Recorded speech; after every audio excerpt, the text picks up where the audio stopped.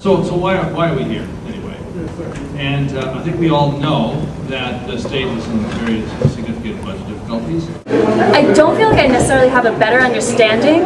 I do understand the lack of transparency better and understand why it's so difficult for the administration to provide us with the information we want. However, I don't feel like that's an excuse. We tried our best actually to protect our people.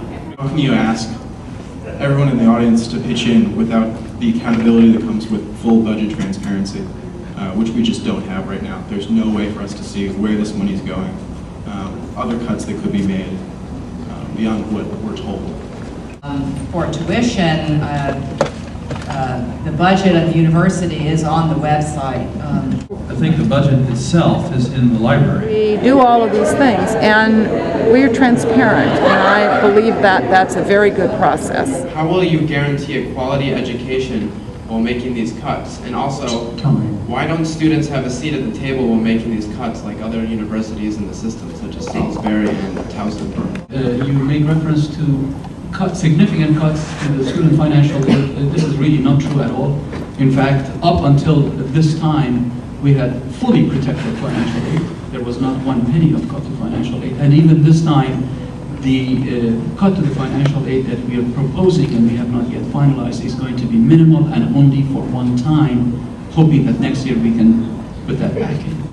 The cuts are undoubtedly going to have an impact on quality and access at the same time, but we're doing everything we possibly can to protect quality to the extent possible while providing access to the extent possible. And one more important comment, many of the decisions that will have an impact on our academic programs, on our organizational structure, will go through a variety of processes and review committees such as APAC, the Academic Planning Advisory Committee, which advises the provost and of course the Senate and various Senate executive and other committees, all of which have student representation.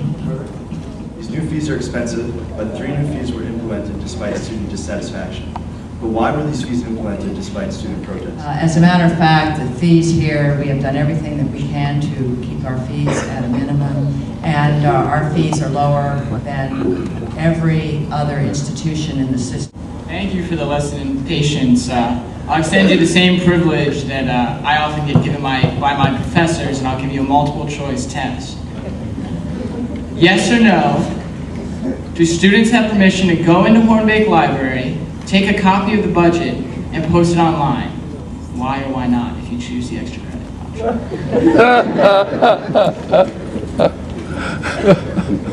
It's within your... The reason that we have not allowed it in the past is because it has personnel information on how much people earn, and we didn't feel that was the kind of information that should be blasted around the world. It was a good effort, but I don't feel like it fulfilled everything we could have had for transparency.